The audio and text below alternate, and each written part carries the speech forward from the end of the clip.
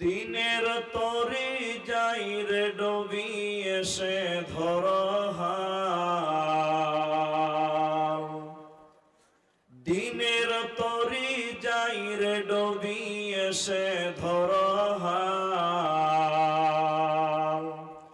এসো যুবক এসো সেবক এসো মায়ের লাল, এসো যুবক এসো সেবক এসো মায়ের লাল। দিনের তরি যাই রে ডবি এসে ধর হাল, এসো যুবক এসো সেবক এসো মায়ের লাল, এসো যুবক এসো সেবক এসো মায়ের লাল। আজ মুসলমানকে যাই নাচে না তার কাটিং শাটিং এ, আজ মুসলমানকে যাই নাচে না তার কাটিং শাটিং এ। হালাল ফেলে মেতেছে সব মদারা ফিঙে, জাতি কুলসবেদের হাতে হলো রে পয়মাল। এসো যুবক এসো সেবক এসো মায়ের লাল, এসো যুবক এসো সেবক এসো মায়ের লাল। আজ পূবের দেশে ঘর বেদেশে পশ্চিমী সভ্যতা, আজ পূবের দেশে ঘর বেদেশে পশ্চিমী সভ্যতা। তাই নাদানেরা খুব মেতেছে করাতে ভদ্রতা। বুঝলি না রে বুঝবি রে তুই, এটা ইমান ধ্বংসের কল। এসো যুবক এসো সেবক এসো মায়ের লাল, এসো যুবক এসো সেবক এসো মায়ের লাল। আজ মায়ের জাতি নারীরা সব বিকাই যে বাজারে, আজ মায়ের জাতি নারীরা আজ বিকাই যে বাজারে।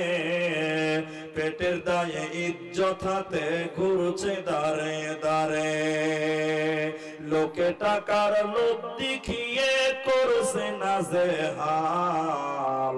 এসো যুবক এসো সেবক এসো মায়ের লাল, এসো যুবক এসো সেবক এসো মায়ের লাল। দিনের তরি যাই রে ডবি এসে ধর হাল, এসো যুবক এসো সেবক এসো মায়ের লাল, এসো যুবক এসো সেবক এসো মায়ের লাল।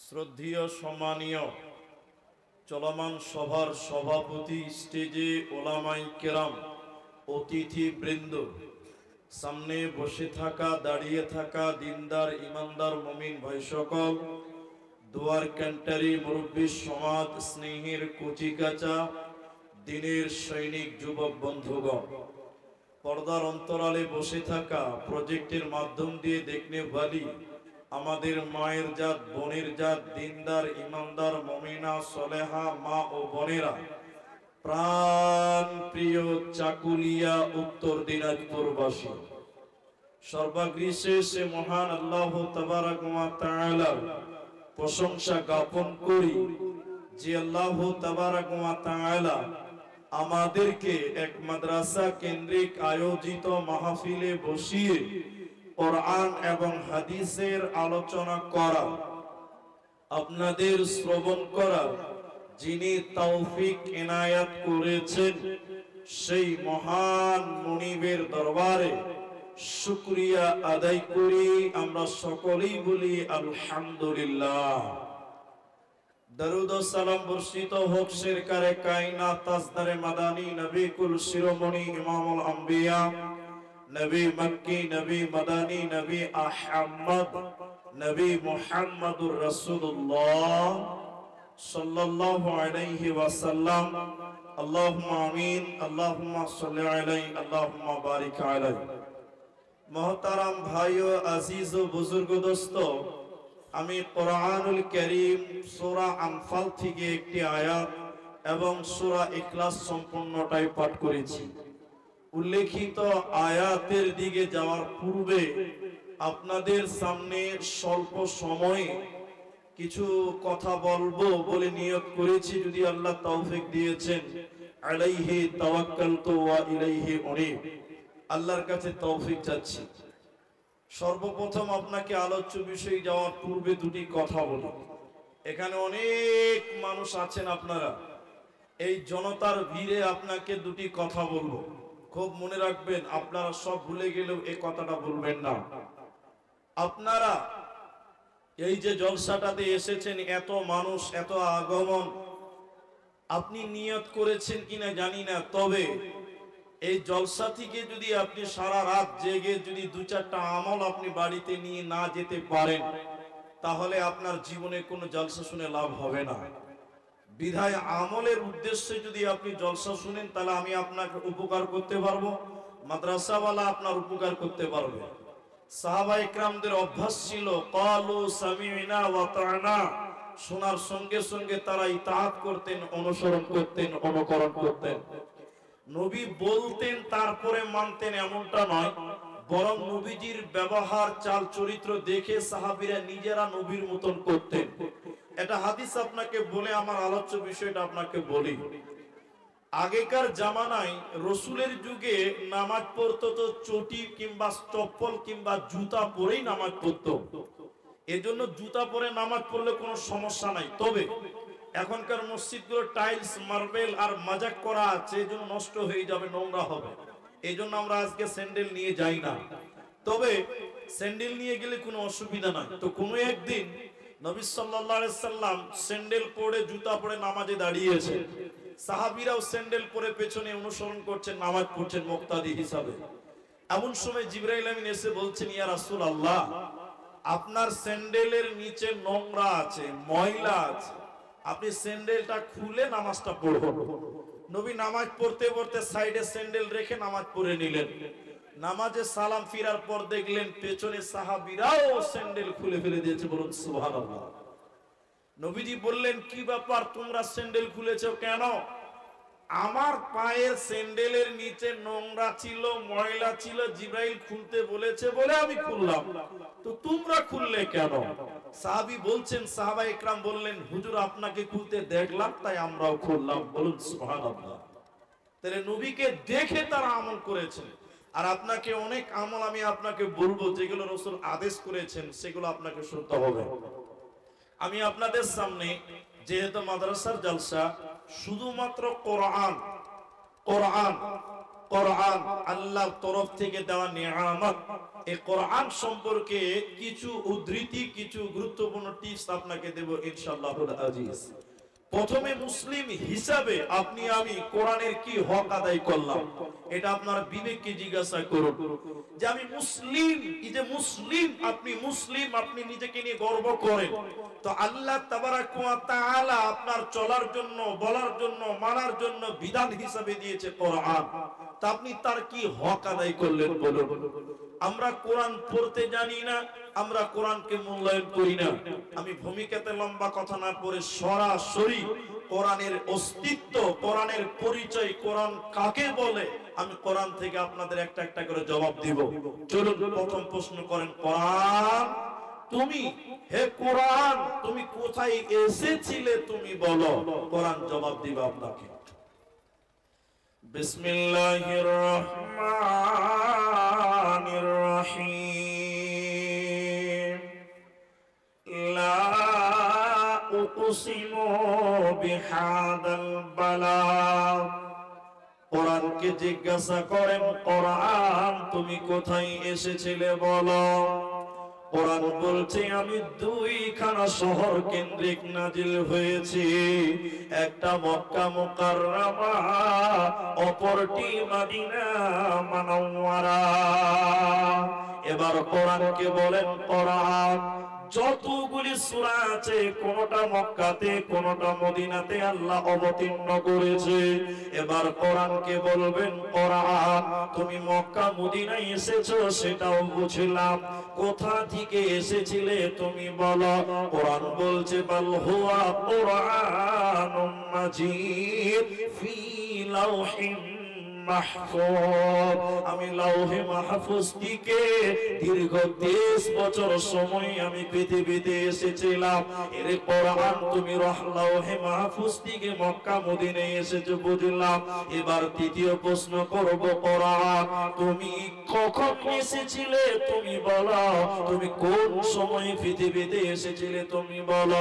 কোরআন বলছে শাহরু রমাদানাল্লাযী উনজিলা ফীহিল কোরআন। আমি রমজান মাসে পৃথিবীতে এসেছিলাম বান্দা। কোরআনকে চতুর্থ প্রশ্ন করব কোরআন হে কোরআন তুমি রমজান মাসে কখন এসেছিলে তুমি বলো, টাইমটা কখন ছিল তুমি বলো। কোরআন বলছে বিসমিল্লাহির রহমানির রহিম ইন্না আনজালনাহু ফি লাইলাতিল কদর। কোরআন বলছে আমি রমজানের শেষের 10 বেজর রাত্রিতে আমার আগমন হয়েছিল। ষষ্ঠ নম্বর প্রশ্ন করব কোরআন তুমি বলো তুমি পৃথিবীতে কেন এসেছো তুমি বলো, কেন তোমার আগমন হলো তুমি বলো, কিসের কারণে তুমি পৃথিবীতে এসেছো তোমার উদ্দেশ্য বলো, টার্গেট বলো, কারণটা তুমি জানিয়ে দাও। কোরআন বলছে পৃথিবীর লোক তোমরা শুনে নাও, ওরে পৃথিবীর বান্দা বান্দি তোমরা শুনে নাও আমি কেন কেন কেন। কোরআন বলছে শুনে নাও হুদাল লিন্নাস আমি মানুষের হেদায়েতের জন্য পৃথিবীতে এসেছি রে বান্দা। অতএব কোরআন মানুষকে হেদায়েত দেওয়ার জন্য, আলোর রাস্তাটা দেখাবার জন্য, জান্নাতের রাস্তা দেখাবার জন্য পৃথিবীতে কোরআন এসেছে। এজন্য আল্লাহ বলেছে হুদাল লিন্নাস আমি মানুষের জন্য হেদায়াত, মানুষকে সুস্পষ্ট রাস্তা দেখাবার জন্য এলাম। অতএব পৃথিবীতে কোরআন মানুষকে নাজাতের জন্য এসেছে, হেদায়াতের জন্য এসেছে। অতএব কোরআন থেকে তুমি নিজেকে হেদায়াত গ্রহণ করো, এরই নাম কোরআন। এখন আপনারা অনেক মানুষ আমার সামনে আছেন, আপনারা সামনে যারা আছেন সবাই যদি কথা বলেন তো কথার আওয়াজ এত উঁচু হবে যে আমি ভাবতে পারি না। তবে আপনাদের অনুরোধ করছি আপনারা কিছু কথা আমার সঙ্গে বলুন। আপনারা তাবিজ বুঝেন? তাবিজ হ্যাঁ না বলুন, আপনারা বলুন। এতগুলো লোক একবার তাকবীর দেন, লিল্লাহি তাকবীর। আচ্ছা তাবিজের ভিতরে কি ভরা থাকে আপনারা জানেন? জানেন না? যারা তাবিজ দেয় আমি জানি এর সূত্রটা। তাবিজের ভিতরে হয় কোরআনের আয়াত, আর না হলে কোরআনের আয়াতের নকশা ভরে দেয়। আচ্ছা বলুন কোরআনটা কি তাবিজের জন্য এসেছে না হেদায়েতের জন্য? জোরে বলুন। হেদায়েতের জন্য। আচ্ছা তাবিজ হারাম শিরক ওটা আমি পরে বলবো, উলামারা বলবেন, তার আগে আমি আপনাকে এটা যুক্তি দিচ্ছি। ভাই একটা কোরআন দেন আমাকে। কোরআন আছে এখানে? দেন একটা কোরআন দেন আমাকে, চট করে দেন। আপনারা বিবেকবান মানুষ, আপনাদের বিবেক আছে, চেতনা আছে, আপনারা উত্তরটা দেন। আমাদের পায়খানাটা মনে করেন আমার মাদ্রাসার পায়খানা, আমার বাড়ির পায়খানাটা মার্বেল পাথর করে একদম চকচক চকচক চকচক করা আছে। এত দামি পায়খানাতে আপনাকে কাউকে যদি বলি ভাই এই কোরআনটা নিয়ে একটু পায়খানায় যে পায়খানা করে আসো, আপনাদের ভিতর থেকে কেউ যাবে? জোরে বলুন, যাবে না। পায়খানা যতই দামি হোক না কেন, যতই উন্নত মানের হোক না কেন, ওই পায়খানাতে কোরআন নিয়ে আমরা কেউ যাব না। যে লোকটা নামাজ পড়ে না ওই লোক কোরআনটা পায়খানায় নিয়ে যাবে না। কিন্তু বড় দুঃখ লাগে কোরআনের তাবিজ, তাবিজের ভিতরে ভরা আছে কোরআন, মানুষ তাবিজ নিয়ে কিন্তু আবার পায়খানায় যায়। যায় কি যায় না? জোরে বলুন না। পায়খানার সময় বলে তাবিজটা লে আমি একটু পায়খানা করে আসি না, তাবিজটা নিয়েই যায়, নিয়েই যায়। কোরআন বলছে হুদাল লিন্নাস আমি মানুষের হেদায়েতের জন্য এলাম। শুধু কোরআন হেদায়েত দিতে পারে তা নয়।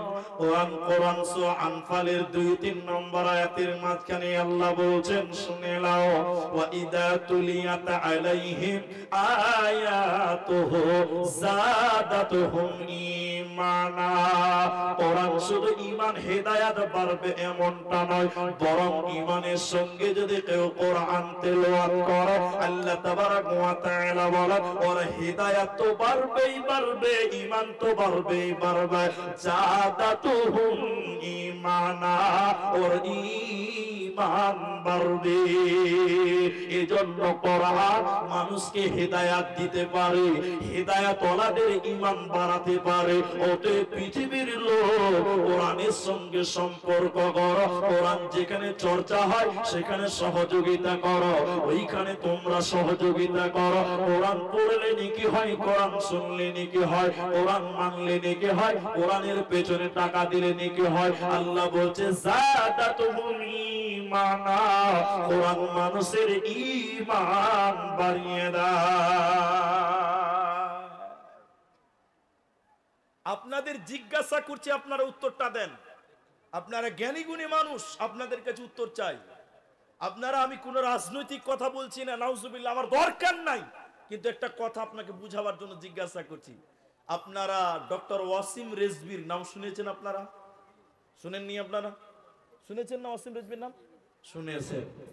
ওয়াসিম রেজভি যেদিন ইসলাম থেকে বঞ্চিত হয়ে খারিজ হয়ে গেল, কোরআনের কথা বলছিলেন যে কোরআন থেকে 26টা আয়াতকে মিটিয়ে দিতে হবে। বলুন নাউজুবিল্লাহ। আচ্ছা, আপনারা বলুন, ওয়াসিম রেজভি কোরআন পড়ে নাই? পড়ে নাই? পড়েছে। কোরআন যদি না পড়তো তাহলে সে কি করে 26টা আয়াতকে চিহ্নিত করতে পারলো? তার মানে সে কোরআন পড়েছে, পড়েছে মানে খুব ভালো করে পড়েছে। তা আল্লাহ বলছেন যাদাতুহুম ঈমানা। ওয়াসিম রিজভির তাহলে ঈমান বাড়লো না কেন?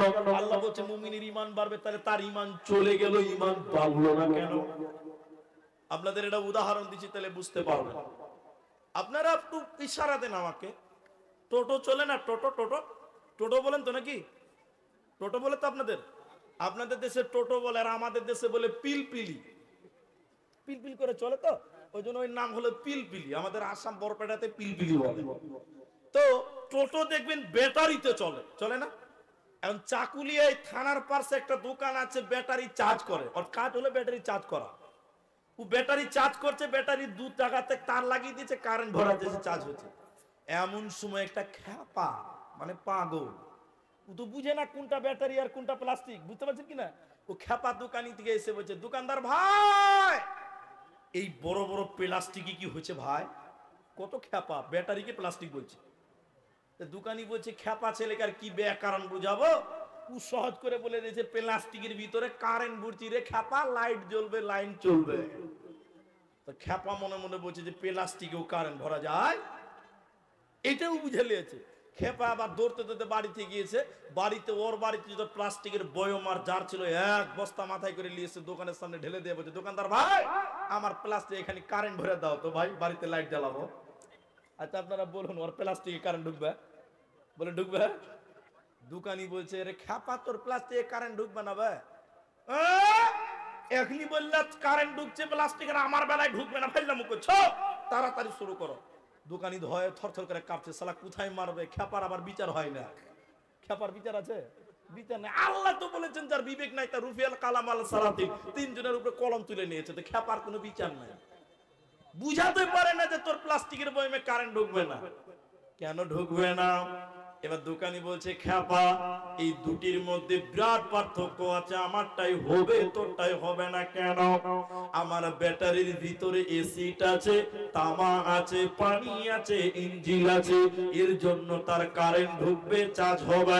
আর তোর প্লাস্টিকের ভিতরে কিছুই নাই, হাওয়া আছে, কিয়ামত পর্যন্ত তার লাগালেও কারেন্ট ঢুকবে না, চার্জ হবে না। তো আল্লাহ বলছে মুমিনের ঈমান বাড়বে। তাহলে ওয়াসিম রিজভির কেন ঈমান বাড়লো না? এই দুজনের মধ্যে বিরাট বড় তফাৎ আছে। মুমিন যে ব্যক্তি, তার ভিতরে ঈমান আছে, আল্লাহ এক, আল্লাহর উপরে ঈমান আছে, নবীর উপরে ঈমান আছে। শুধু তাই নয়, এই কোরআনটা যে আল্লাহর কালাম সে তার বিশ্বাস করেছে, ঈমান এনেছে। অতএব ঈমানের সঙ্গে যারা কোরআন তেলাওয়াত করবে আল্লাহ বলছেন তাদের ঈমান বাড়বে। আর বেঈমান ওয়াসিম রিজভী সন্দেহ করে কোরআন পড়েছিল, ঈমান ছিল না, এজন্য তার হাওয়া ছিল ভিতরে, ঈমান ছিল না, এজন্য সে ঈমান বাড়লো না, হেদায়েত পেল না, পেল না। এরই নাম কোরআন। মক্কার মুশরিকেরা বলেছিল এই কোরআনটা আল্লাহর কালাম নয়। মক্কার মুশরিকেরা নবীজিকে কবি বলেছিল। বলে কেন? আপনারা কবি নজরুলের নাম জানেন, রবীন্দ্রনাথের নাম জানেন, ধীরেন্দ্রনাথের নাম জানেন। কবিতা কাকে বলা হয়? এক লাইনের সঙ্গে অপর লাইনের মিল আছে, তাকে কবিতা বলা হয়। তো নবীজিকে কবি বলেছিল মুশরিকেরা। কেন কেন কেন শুনলেন ভাইরা আমার? নবীজির কবিতা কত সুন্দর। ওয়াশ-শামসি ওয়া দুহাহা ওয়াল কমারি ইযা তালাহা ওয়ান নাহারি ইযা জাল্লাহা ওয়াল লাইলি ইযা ইয়াগশাহা ওয়াস সামাই ওয়া মা বানাহা ওয়াল আরদি ওয়া মা তাহাহা। সবশেষে হা হা হা হা। এত সুন্দর মিল পৃথিবীর কোন কবি মিলাতে পারেনি, পারবে না। এজন্য মুশরিকেরা বলেছিল নবীজি কবি হয়ে গেছে, এটা আল্লাহর কালাম নয়, বিশ্ব নবী বাড়িতে বসে বসে বানিয়েছে। এরা যখন নবীজিকে অস্বীকার করলো, কোরআনকে অস্বীকার করে নবীর লেখা বলল, আল্লাহ তাবারক ওয়া তাআলা আসমান থেকে চ্যালেঞ্জ করে জানিয়ে দিলেন কোরআনে, হে নবী তুমি তাদের জানিয়ে দাও, ও মুশরিকের দলেরা, হে মুজরিমের দলেরা, তোমাদেরকে আমি আল্লাহ চ্যালেঞ্জ করলাম, শুনে নাও। যদি তোমরা দাবি করো এই কোরআনটা আমি আল্লাহর নয়, এই কোরআনটা নবী মুহাম্মাদের বানানো কিতাব, তাহলে আমি আল্লাহ বলছি শুনে নাও, ওয়া ইন কুনতুম ফি রাইবিন মিম্মা নাযালনা আলা আবদিনা ফাতু বিসূরাতিন মিন মিথলিহি ওয়াদউ শুহাদা। আল্লাহ তাবারক ওয়া তাআলা বলেন, যদি তোমরা বলো এই কিতাবটা বিশ্ব নবী বাড়িতে বসে বসে বানিয়েছে, আমি আল্লাহ বলছি নবীও মানুষ, তোমরাও মানুষ, পার্থক্য তার কাছে ওহী নাজিল হয়, তোমাদের কাছে হয় না। যদি বলো এটা নবী বানিয়েছে, তাহলে তোমরাও তো মানুষ, তোমরা কেন বানাতে পারছো না? ও পৃথিবীর লোক, যদি বলো মানুষ বানাতে পারে, তাহলে তোমরা কেন বানাতে পারছো না? 114টা সূরা বানাতে হবে না, 30টা পারা বানাতে হবে না, একটা আয়াত একটা সূরা তোমরা বানিয়ে দেখাও। ইন কুনতুম সাদিকিন, যদি তোমরা প্রকৃত মুমিন সত্যবাদী হয়ে থাকো। পৃথিবীর কেউ কোরআন বানাতে পারেনি, ভবিষ্যতেও কেউ পারবে না, এরই নাম কোরআন। আল্লাহ তাবারক ওয়া তাআলা সূরা বাকারা সূরা নাম্বার 2 পারা নাম্বার 2 রুকু নাম্বার 21 লাইন নাম্বার 12 আয়াত নাম্বার 177 এর মাঝখানে আল্লাহ বলছে, ওয়াল কিতাব, বাবানা আমার যত কিতাব আছে, আসমানি যত কিতাব আছে, যেমন ধরলেন কোরআন, আল্লাহ বলছে এই কোরআনের উপরে তোরা ঈমান আন। যদি তোরা প্রকৃত মুত্তাকি হয়ে থাকে, পৃথিবীর কেউ কোরআনকে মিটাতে পারবে না, পৃথিবীর কেউ কোরআন বানাতে দ্বিতীয় পারবে না, এরই নাম কোরআন। দুইটা লাভ হবে, দুটা লাভ। আপনারা আমার কথা বুঝতে পারছেন কিনা? হ্যাঁ না বলুন। দুটা লাভ হবে কোরআনের সঙ্গে যদি থাকেন। কি লাভ হবে? যদি কোরআন তেলাওয়াত করেন, বিশ্ব নবী বলছেন কিয়ামতের দিন 2 জনের সুপারিশ কবুল করা হবে। কজন বলুন? 2 জন। 2 জনের সুপারিশ আল্লাহ গ্রহণ করবেন, আল্লাহর দরবারে গৃহীত হবে। প্রথম নম্বর নবীজি বলছেন শুনে নাও, কিয়ামতের দিন কোরআন আল্লাহর দরবারে বলবেন, আল্লাহ তোমার অমুক বান্দা কোরআন তেলাওয়াত করেছিল, আল্লাহ তুমি আমার সুপারিশ, আমার সাক্ষী মঞ্জুর করো। এই লোকটা কোরআন তেলাওয়াত করেছিল, আল্লাহ তুমি আমার সাক্ষী, আমার জবান তুমি গ্রহণ করো, জবানবন্দি গ্রহণ করো। আল্লাহ কোরআনের সাক্ষী গ্রহণ করবে, ওই লোকটাকে ক্ষমা করে জান্নাত দেবে। অতএব যারা কোরআন পড়বে না, কোরআন শুনবে না, কোরআন শিখবে না, এদের জন্য কোরআন সুপারিশ করবে না, করবে না।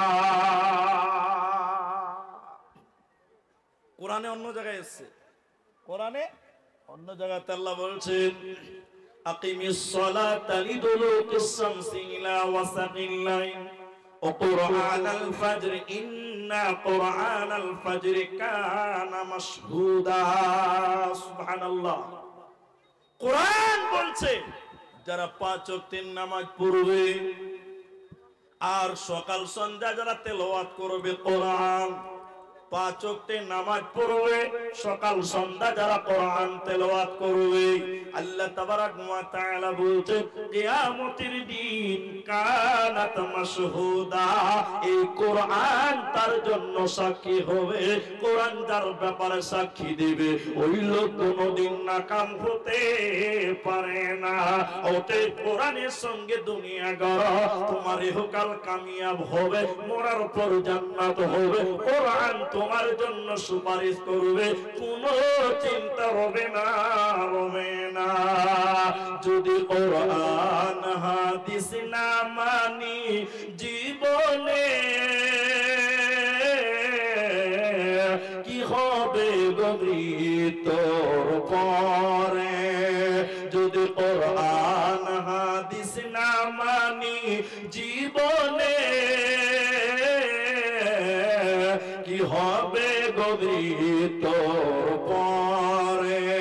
ওতে বন্ধুরে, এই কোরআনের সঙ্গে তোমরা জীবন গড়ো, কোরআন তোমাদের সোনালী জীবন উপহার দিবে।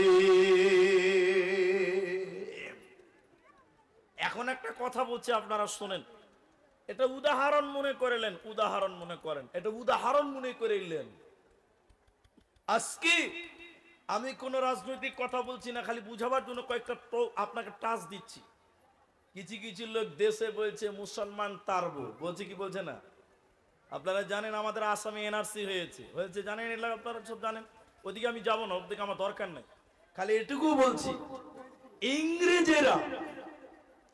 ইংরেজেরাও চেষ্টা করে